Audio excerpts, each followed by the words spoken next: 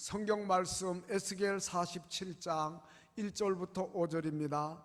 구약 성경 1227쪽, 구약 성경 1227쪽 에스겔 47장 1절부터 5절 말씀 봉독합니다. 그가 나를 데리고 성전문에 이르시니 성전의 앞면이 동쪽을 향하였는데 그 문지방 밑에서 물이 나와 동쪽으로 흐르다가 성전 오른쪽 제단 남쪽으로 흘러내리더라. 그가 또 나를 데리고 북문으로 나가서 바깥길로 꺾여 동쪽을 향한 바깥문에 이르시기로 본즉 물이 그 오른쪽에서 스며 나오더라. 그 사람이 손에 줄을 잡고 동쪽으로 나아가며 천척을 측량한 후에 내게 그 물을 건너게 하시니 물이 발목에 오르더니 다시 천척을 측량하고 내게 물을 건너게 하시니 물이 무릎에 오르고 다시 천척을 측량하고 내게 물을 건너게 하시니 물이 허리에 오르고 다시 천척을 측량하시니 물이 내가 건너지 못할 강이 된지라. 그 물이 가득하여 헤엄칠 만한 물이요 사람이 능히 건너지 못할 강이더라. 아멘. 시온 찬양대 찬양으로 하나님께 영광을 돌리겠습니다.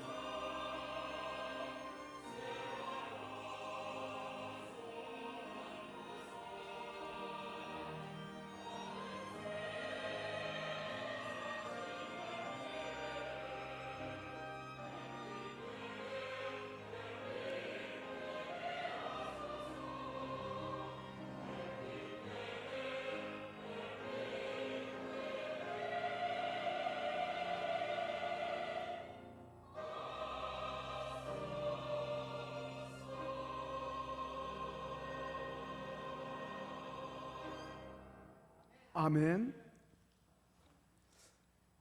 오늘 본문의 그 에스겔 선지자는 다음에 나오는 다니엘 선지자와 같은 시대의 선지자였습니다. 그런데 다니엘은 왕궁에서, 그리고 에스겔은 노역장에서 세움받은 설교자였습니다. 에스겔 당시의 유대 민족은 매우 절망적이었습니다.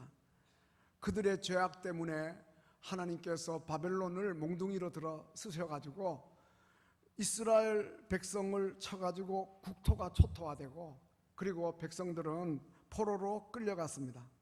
포로는 자유가 없고, 그리고 희망도 없고, 내일이 없습니다. 그저 오늘 하루 살아가는 것이지 내일 어떻게 될는지 아무도 기약할 수 없죠. 언제 고국으로 돌아갈는지 그 누구도 말할 수가 없고 약속해 줄 수가 없는, 그러므로 그들에게는 절망과 분노만 가득한 이러한 시대였습니다. 바로 그런 가운데 하나님은 에스겔 선지자를 세워가지고 절망하는 백성들에게 희망의 메시지를 전하게 하셨습니다. 그 계시의 말씀이 바로 37장, 특별히 오늘 47장 이 두 곳의 말씀이 매우 희망적인 메시지인데, 37장에서는 골짜기에 쌓여있는 오래된 마른 뼈들을 보여주셨고, 그리고 하나님의 말씀을 대언할 때에 그 뼈들이 일어나가지고 극히 큰 군대가 되는 이러한 환상을 보여주셨는데, 이것은 이스라엘 백성이 바벨론 포로에서 해방되어 자유를 얻어가지고 고국으로 돌아가는 그러한 환상이었어요. 아주 희망적이죠. 그리고 오늘 47장에서는 또 놀라운 환상을 보여주셨는데, 하나님이 에스겔을 데리고 예루살렘 성전으로 가시는 거예요. 근데 실제적으로 가는 게 아니고 에스겔은 지금 바벨론 노역장에 있습니다. 단지 환상 중에 예루살렘 성전으로 데리고 갔는데, 거기 성전 문지방에서 졸졸졸졸 흐르는 물소리를 들었습니다.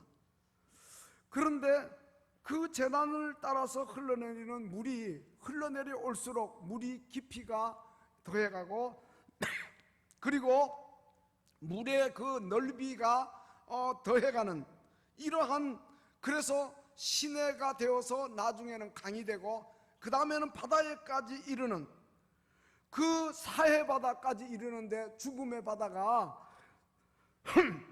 고깃대가 살아나기 시작하고, 그 다음에는 그 흐르는 물 강 좌우에 그 환상으로 보여주는 것이 심어진 그 나무들이 열매를 맺고 꽃을 피우고 향기를 토하고, 이와 같이 하는 환상을 보여준 거예요. 그러니까 아주 희망적인 그러한 환상을 보여준 거죠. 오늘 에스겔의 이 환상은 미래를 예측하기 어려운 힘든 시대를 살아가는 우리 모두에게 희망을 주는 그러한 환상이 되고 메시지가 되는 것입니다. 그래서 오늘 아침에 이 부분을 살펴보면서 우리에게 큰 은혜가 임하기를 바라는데, 우선 먼저는 문지방에서 흐르는 그 물의 의미입니다. 오늘 본문 1절 보면은 그가 나를 데리고 성전물에 이르시니 그 성전 문지방 밑에서 물이 흘러내렸다, 이렇게 말씀하고 있는데, 성전은 하나님의 처소거든요. 하나님의 임재하시는 거처이거든요. 그러니까 성전은 곧 하나님이라고 말할 수가 있는 거예요. 뿐만 아니라 예수님이 또 성전의 본체예요. 그러니까 또 예수님으로부터 흘러내리는 은혜라고 또 말씀드릴 수도 있는 거예요. 요한복음 4장 13절 14절 보면 사마리아 수가성 여인에게 예수님 말씀하십니다. 이 물을 마시는 자가 다시 목마르지만 내가 주는 물을 마시는 자는 영원히 목마르지 않는다. 내가 주는 물은 그 속에서 영생하도록 솟아나는 샘물이 되리라, 이렇게 말씀하고 있는 거예요.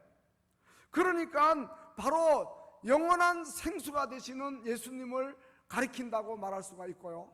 그 다음에는 또 예수님이 요한복음 7장 37절 이하에서 누구든지 목마르거든 내게로 와서 마시라, 그러시면서 나를 믿는 자는 성경의 이름과 같이 그 배에서 생수의 강이 흘러나리라, 이렇게 말씀하시면서 이는 그를 믿는 자들이 받을 성령을 가리켜 말씀하신 것이라, 이렇게 말씀하고 있으니, 또한 성전에서 흘러내리는 물은 성령을 의미한다고도 할 수가 있는 거예요. 그러므로 에스겔이 본 환상 가운데 성전 문지방으로부터 흘러내리는 물은 하나님 자신도 되고, 그 다음에 생수의 근원이 되신 예수님도 되고, 그리고 은혜의 강물인 성령님도 된다 이 말이에요. 그래서 지금 그 에스겔 선지자에게 보여준 환상은 오늘 우리들에게도 필요한 거예요. 하나님의 은혜가 필요하고, 그리고 생명 강수가 되시는 예수님도 필요하고, 성령의 은혜도 오늘 우리에게 필요하다, 이렇게 말씀드릴 수가 있겠습니다. 그런데 오늘 본문을 보면 앞에서 말씀드린 대로 성전 문지방에서 흘러내리는 물이 내려갈수록, 흘러갈수록 그 깊이가 더하고 넓이가 더해 가는데, 처음에는 에스겔 선지자를 인도하는 그 사람이 손에 줄을 잡고, 측량줄이에요, 줄을 잡고 그 물을 재어보는데 발목까지 물이 오르는 거예요. 그리고 그 다음에는 무릎까지 오르고, 그 다음에는 허리까지 오르고 온몸이 물에 잠기는 내용인데요, 우선 먼저 오늘 본문 3절을 보면 그 사람이 손에 줄을 잡고 이제 나아가면서 1,000척을 측량하니까 물이 나의 발목에 이르렀다. 예, 에스겔 선지자의 발목에 물이 이른 거예요. 이것은 무엇을 의미하는가? 이것은 바로 우리가 발로 교회에 출석하여 하나님의 은혜의 보좌 앞에 나와 예배를 드리는 것을 가리킨다, 이렇게 해석을 합니다. 우리가 교회에 와가지고 예배 드리는 거, 이것이 신앙의 가장 근본이에요. 이것이 우리 믿음 생활의 기초가 되는 거예요. 우리가 하나님 앞에 올려드리는 이 예배를 몸과 마음을 다해서, 정성을 다해서 드리는 이것이 무엇보다 소중하다 이 말이죠. 시편 100편 4절에 보면 감사함으로 그 문에 들어가고 찬송함으로 그 궁정에 들어가서 그에게 감사하며 그 이름을 송축할지어다. 하나님의 성전에 올라와 예배드리는 모습을 이야기하고 있는 겁니다. 그렇기 때문에 우리가 교회에서 여러 가지 봉사활동을 합니다. 교사로도 일하고, 주방에 가서도 일하고, 주차장에서도 일하고, 다 일합니다. 그런데 그 일이 소중하지만 예배보다는 소중하지 않아요. 우리가 주일학교 교사로 봉사한다, 주방에서 봉사한다 하면서 예배를 드리지 않으면 그건 기초와 근본이 없는 것과 같아요. 그래서 제가 늘 강조하는 것은 교사들도, 그리고 주방에서 일하시는 분들도 2부 예배에 못 들어오니까 반드시 1부 예배라도 드리라, 제가 그렇게 이야기하곤 하는데요, 바로 그것이 기초이기 때문이에요. 또 이제 우리가 하나님 앞에 정성껏 헌금을 드립니다마는 그 헌금도 귀하죠. 그렇지만 예배보다 귀한 건 아니에요. 구역 예배 드릴 때 또 어떤 구역에서는 그런 이야기도 들려요. 헌금만 거둔다 그래요. 그거 안 되는 거죠. 하나님이 돈이 부족해가지고 여러분들의 헌금을 받으시기를 원하나요? 아니죠. 예배를 드리면서 헌금도 드려야죠. 그리고 우리가 여전도회, 찬양대, 구역, 친교회 모임들이 있잖아요. 근데 그보다 더 귀한 거는 예배예요. 예배보다 그것들이 더 귀하지 않아요. 근데 예배를 소홀히 하면서 어디 놀러 간다, 어디 친교한다, 그런 데는 열심히 오면 그것도 하나님 앞에 옳지 않다 이 말이죠. 우리의 신앙생활을 건강하게 잘하려면 교회에 출석하여 예배드리는 은혜의 물이 발목부터 차는 이러한 것이 반드시 필요하단 말씀이죠. 그렇기 때문에 게으르지 말고 예배에 참석하고 부지런히 출석해서 예배를 드리면서 하나님의 말씀을 잘 듣고, 왜냐하면 로마서 10장 17절에 믿음은 들음에서 나고 들음은 그리스도의 말씀으로 말미암는다 했으니까 예배 드리면서 하나님의 말씀을 듣고 우리의 믿음이 깊어져 가야 하는 거예요. 예배 시간에 절대 빠지지 마시고, 또 예배 시간에 자기 자리 잘 지키시고, 예배 시간에 늦지 않도록 하시고, 예배에 참석해서는 정성스럽게 예배를 드리고 간절하게 기도하고 뜨겁게 찬송하고, 그리고 설교 시간에도 정신 차려서 듣고 딴 생각하지 아니하고 설교 내용에 집중하는, 절대로 졸음은 또 금물이죠. 이렇게 하나님 앞에 잘 예배드리는 우리 모두가 되어야겠다. 그 다음에는 우리의 신앙 단계가 거기서 끝나면 안 돼요. 물이 발목에 오르는 거기에서만 끝나면 안 되고, 그 다음에는 다음 단계로 들어가야 되는데요, 바로 본문 4절입니다. 다시 일천척을 측량하고 내게 물을 건너게 하시는데 그 물이 무릎에 올랐다, 이렇게 이야기하고 있는 것입니다. 앞에서 말씀드린 대로 물이 발목에 오르는 것은 교회 출석하면서 예배 드리는 거고, 그 다음에 물이 무릎에 오른 것은, 이것은 기도에 무릎을 꿇는 것을 가리키는 거예요. 하나님 앞에 무릎 꿇고 기도하는 신앙의 단계까지, 은혜의 수준까지 올라야 된다, 이러한 말씀이죠. 우리 믿음 생활에 있어서 무릎으로 기도하는 일이 얼마나 중요한지 모릅니다. 우리의 기도는 영혼의 호흡입니다. 사람의 호흡이 멈추면 죽는 거 아니에요. 우리가 기도하지 않으면 우리 영혼의 죽음을 가리키는 거예요. 그리고 우리의 기도는 하나님과의 대화이고 하나님과의 교제입니다. 우리 믿음 생활에서 기도가 없으면 하나님하고 대화가 끊어진 거고 교제가 끊어진 거고 그러합니다. 여러분, 대화가 없이는 사람들 사이에도 절대로 가까워질 수 없어요. 우리 옆에 사는 이웃, 같은 건물에 살아도 얼굴만 스치고 지나가면 가까울 수가 없어요. 근데 언젠가 기회가 와가지고 서로 말을 주고받고 그때부터는 가깝기 시작하는 거예요. 친구가 되기 시작하는 거예요. 대화를 하니까. 한 집에 살아도 부부가 아니고 부모 자식가 아니고 대화가 없으면 먼 거예요. 외국에 나가 있다 하더라도 자주 전화하고 요사이는 동영상으로 다 보잖아요. 그러면 가깝단 말이에요. 마찬가지예요. 우리가 하나님 앞에 나와가지고 간절하게 기도하고 그와 같이 할 때 우리는 하나님 가까이에 이르게 되고 하나님과 교제하게 되고 하나님과 대화하게 되는 거예요. 기도를 통해서 우리는 또 하나님을 아버지라 이렇게 부르게 되죠. 하나님 아버지. 그럽니다. 기도는 하나님이 우리의 아버지 되시고 우리가 하나님의 자녀 되었다는 표식이에요. 그래서 주님께서 가르쳐 주신 주기도문에도 보면 마태복음 6장 9절에서 너희는 이렇게 기도하라 그러시면서 하늘에 계신 우리 아버지요, 우리로 하여금 아버지라고 기도로 부르라고 했어요. 또 마태복음 7장 7절 이하를 보면 구하라 그러면 너희에게 주실 것이요, 찾으라 그러면 너희가 찾아낼 것이요, 문을 두드리라 그러면 너희에게 열릴 것이니 구하는 이마다 받을 것이요, 찾는 이가 찾아낼 것이요, 두드리는 이에게 열릴 것이니 구해야만 받는다 그랬어요. 그 다음에 이어서 또 뭐라고 말씀하십니까? 너희 중에 누가 아들이 떡을 달라 하는데 돌을 주겠느냐, 생선을 달라 하는데 뱀을 주겠느냐. 악한 자라도 너희가 그러하거든 하물며 그 좋은 것으로 자식에게 주려고 하는 게 부모의 심정인데 하늘 아버지께서 구하는 자에게 좋은 것을 주시지 않겠느냐 그렇게 말씀하셨어요. 근데 조건이 뭐예요? 구해야 한다는 거예요.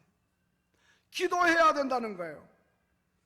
물론 부모가 자식들의 필요를 알아가지고 부탁하지 않아도 채워주기도 해요. 그러나 또 자식들이 부모에게 자꾸 쪼르면 안 들어줄 수 없어요. 그래서 자식 이기는 부모가 없다 그러잖아요. 하물며 하늘의 하나님께서 우리가 하나님 앞에 간절하게 기도할 때 응답하시지 않겠느냐. 하나님의 약속을 붙잡고 매일 무릎 꿇고 쉬지 아니하고 기도하는 우리 모두가 되어야겠는데, 사도들 중에 기도를 가장 많이 한 낙타 무릎이라고 하는 별명을 가졌던 야고보는 야고보 4장 2절에서 너희가 얻지 못하면 구하지 아니함이라 그렇게 이야기했어요. 기도하지 않아서 얻지 못한다고 이야기했고, 그러므로 우리가 전능하신 하나님 믿고 그의 긍휼하심을 확신하고 언제든지 문제 해결자이신 하나님 앞에 나와 무릎 꿇고 기도하는 자들이 돼야 돼. 요엘서 8장 욥기 8장 5절부터 7절을 보면요, 너가 만일 하나님을 찾고 그리고 전능하신 이에게 간구하고, 그와 같이 하면, 우리가 기도하면, 하나님 찾고 간구하고 기도하면 반드시 너를 돌아보고 내 의로운 처소로 평안하게 하고 내 시작은 미약하였으나 내 나중은 심히 창대하리라 약속하고 있는 것입니다. 우리 모두가 다 예배당 출석하는 단계에서만 머물지 마시고 기도에 무릎을 꿇는 그러한 단계까지 이르는 복된 성도들이 다 되시기를 주님의 이름으로 축원합니다. 물론 기도는 쉽지 않습니다. 기도는 좀 부담이 됩니다. 마치 물이 발목에 오를 때는 아무런 부담이 안 돼요. 근데 물이 무릎에까지만 오르면 건너기가 좀 부담스러워요. 힘도 들고 어지럽기도 하고 내 몸이 물을 따라 내려가는 것 같기도 하고. 그런데 이제 그렇지만은 물을 건너야 되는 것처럼 우리가 기도하는 것이 좀 부담스럽기는 해도, 그러나 기도하는 단계까지 우리의 믿음이 성숙되어야 한다는 거예요. 왜냐하면 앞에서 말씀드린 대로 기도 없이는 하나님과의 교제가 끊어지는 거고, 기도 없으면 우리 영혼이 죽는 거고, 기도하지 않고는 우리가 하나님께 가까이 갈 수 없기 때문에 그렇다 이 말이에요. 그래서 하나님은 때로는 당신의 백성들이, 당신의 자녀들이 기도할 수밖에 없도록 그러한 상황을 하나님이 몰고 가시기도 해요. 야고보서 4장 13절에 너희 중에 고난당하는 자가 있느냐, 그는 기도할 것이요, 이렇게 말씀했어요. 이 말씀은 무슨 의미입니까? 고난이 우리에게 닥치면 기도하지 않을 수가 없다는 거예요. 그래서 기도할 때에 하나님과 가까워지고 하나님과의 교제가 회복되고 우리의 믿음이 성숙해지는 거예요. 야고보서 1장 6절에 오직 믿음으로 기도하고 조금 더 의심하지 말라, 믿고 기도하라 그랬어요. 야고보서 5장에 서로 기도하라 그랬어요. 합심 기도의 중요성을 이야기하고, 그리고 너희들이 기도할 때 너희 죄를 서로 고백하며, 그렇게 기도하라. 혹시 죄를 범하였을지라도 사하심을 얻으리라, 그렇게 말씀하고 있습니다. 여러분, 우리가 고난당할 때, 실패했을 때, 여러 가지 문제가 발생했을 때 우리는 하나님 앞에 간절하게 믿음으로 함께 기도해야 하지만, 또 한 가지는 하나님 앞에 완전한 자가 누가 있습니까? 얼마나 우리는 허물이 많고 죄가 많습니까? 부끄럽기 그지없습니다. 하나님 앞에 주여, 내가 나의 허물이 생각나게 하시고 나의 죄가 생각나게 하시고 가르쳐 주시고, 나의 부족함을 일깨워 주셔서, 하나님 앞에 우리가 회개하면서 죄를 고백하면서 나갈 때 하나님이 우리의 죄를 사해 주실 뿐만 아니라 우리의 기도도 급속하게 이루어지도록 응답해 주신다는 말씀이죠. 닭고기로 유명한 하림산업 김제 전라북도 또 익산 그쯤에 있는데요, 그 이리 성광교회 장로님이신데 회장님이 김홍국 그 회장님은요, 사업을 경영하면서 지금은 아주 순위에 드는 그러한 사업체를 이루었지만 실패할 때도 있었어요. 그런데 그는 간증하기를, 실패할 때 하나님 원망하기보다는 하나님 왜 이렇게 실패하게 합니까? 왜 불이 나가지고 공장이 다 타게 합니까? 그렇게 하지 않고 하나님 앞에 먼저 회개의 기도를 드렸다. 그러니까 그 고난을 통해서 믿음이 정금같이 나오게 되는 거죠. 정말 기도가 얼마나 중요한지요. 야고보서 5장 16절에 의인의 간구는 역사하는 힘이 크다 그랬는데, 누가 의인입니까? 의인은 아무도 없다 그러지 않았습니까? 다 우리가 죄인인데, 그런데 우리가 회개하면, 우리가 죄를 고백하면서 하나님께 나오면, 천부여 의지 없어서 손들고 옵니다 하고 나오면 바로 의인 되는 거예요. 예수 믿고 회개하면 의인 되는 거예요. 그렇게 기도하는 자의 기도 응답이 빠르고 급속하다고 하는 거죠. 그리고 우리가 평상시에도 무릎 꿇는 기도 훈련 많이 해야 됩니다. 기도가 우리 몸에 배어야 돼요. 매일 잠자기 전에 여러분 잠자리에 그냥 들어가지 마시고 하루 동안 하나님이 우리를 선하게 인도하신 것에 대해 감사기도하고 잠자리에 들어가세요. 또 아침에 일어나 가지고 금방 신문 보고 텔레비전 틀고 그러지 마시고 오늘 하루도 주님의 손에 의탁합니다. 선하게 인도해 주십시오. 기도하고 하루를 열고 하루의 일과를 시작하십시오.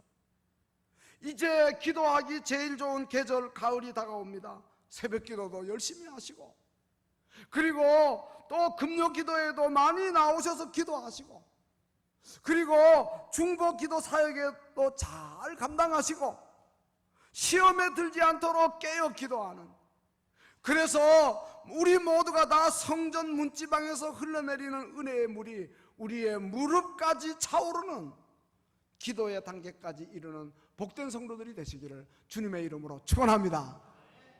그리고 세 번째는 물이 에스겔 선지자의 허리에까지 차오르는 단계인데 오늘 본문 4절 하반절입니다. 다시 일천척을 측량하고 내게 물을 건너게 하시는데 물이 에스겔의 허리에 올랐다 그랬습니다. 이것은 무엇을 의미합니까?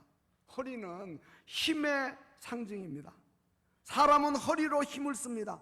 운동선수들이 허리를 단단히 묶고 경기에 임하는 걸 보게 됩니다. 허리에 물이 찼다는 것은 우리가 교회에 나와서 처음에는 예배만 참석하죠. 그 다음에는 기도를 알고 하나님 앞에 무릎 꿇고 기도하죠.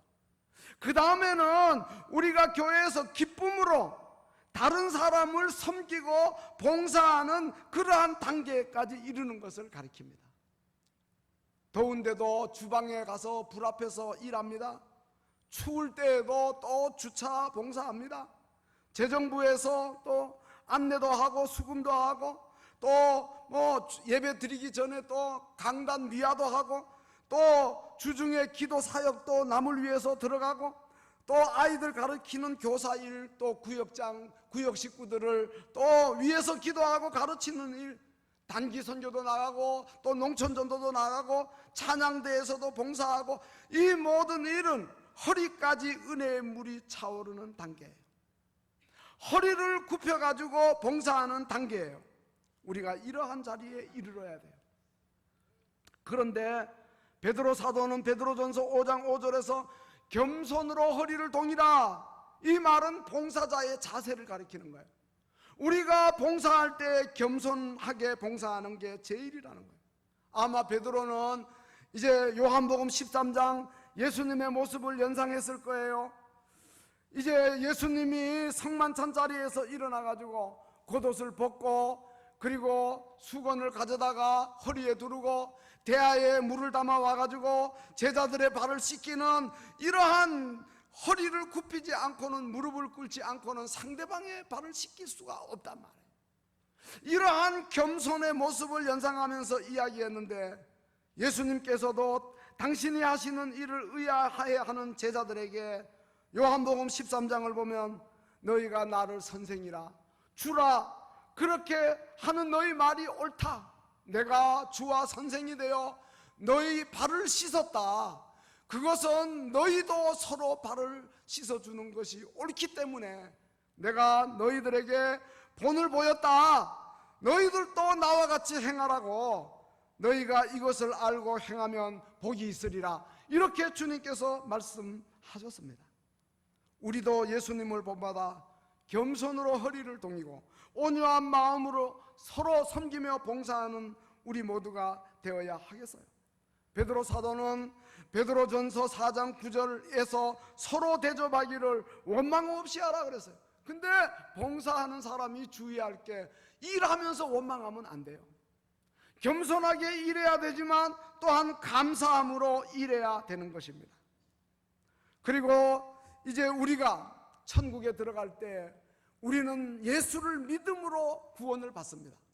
그렇지만은 천국에 들어가서 상급을 받는 것은 이 땅에서 우리의 봉사에 대한 그러한 주님이 허락하시는 것입니다. 그래서 마태복음 25장 보면 달란트 비유에서 2달란트 5달란트 받은 자에게는 주인이 잘하였도다 착하고 충성된 종아, 너가 적은 일에 충성했기 때문에 많은 것을 내게 맡긴다 그러면서 내 주인의 즐거움에 참여할지어다, 이렇게 이야기하는 것을 보게 되는 것입니다. 물론 우리가 봉사를 천국에 가가지고 큰 상급 받기 말아서 그것 때문만은 아니죠. 구원받은 은혜가 너무 감사해서, 감사하는 마음으로 우리가 누가 시키지 않아도 스스로 자원해서 봉사하고 헌신하지요. 그러니까 공로주의나 실적주의가 아니라 은혜주의로 우리가 봉사하게 되는 것입니다. 성령의 은혜의 물이 우리의 허리에까지 이르는 복된 성도들이 다 되시기를 주님의 이름으로 축원합니다. 마지막 단계는 그 물이 차고 넘쳐가지고 사람의 키를 넘는 그러한 단계에 이르는데 5절입니다. 다시 일천척을 측량하시니 물이 내가 건너지 못할 강이라. 그 물이 가득하여 헤엄칠 만한 물이요 사람이 능히 건너지 못할 강이더라, 이렇게 말씀하고 있는 것입니다. 발이 땅에 닿지 않아요. 그러니까 에스겔은 할 수 없이 물에 의지해서 깊은 바다를 헤엄치는 거예요. 바로 이것은 무엇을 의미하느냐? 우리가 성령께서 우리를 완전히 주장하시는 것을 가리키는 거예요.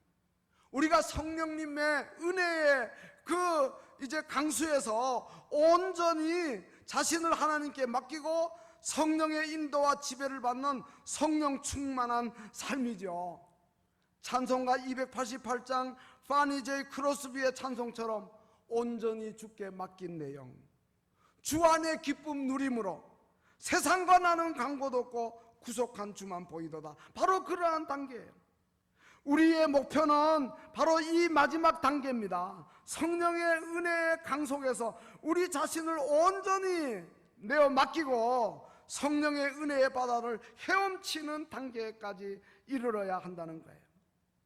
여러분, 성전에서 흘러내리는 은혜의 생수가 내 발목에 차는 것으로만 만족하지 마시고, 무릎에 차는 것으로만 만족하지 마시고, 허리에 차는 것으로만 만족하지 마시고, 성령의 은혜의 물이 내 가슴에 와서 닿는, 우리가 그 물에서 헤엄치는 이러한 자리에까지 우리가 이르러야 된다는 거죠.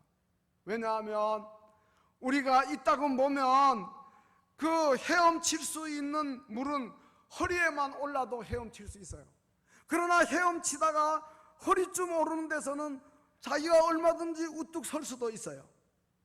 물에 의지하여 헤엄치다가 자기를 의지해 서는데, 바로 영적으로 보면 우리가 교회에서 열심히 교회에 출석하다가, 또 때로는 기도 많이 하다가, 또 봉사하는 일에 앞장서다가 이따금씩은 또 우뚝 섭니다. 자기 고집 내세우고 자기 주장 내세우고 은혜의 강물에서 잘 헤엄치다가 기분에 맞지 않으면 고집 피웁니다. 전혀 움직이려 하지 않습니다. 혈기도 부립니다. 하나님을 원망하기도 하고 다른 사람에 대해 불평하기도 합니다. 그럴 때는 아무도 못 말려요. 그러면 어떻게 해야 됩니까?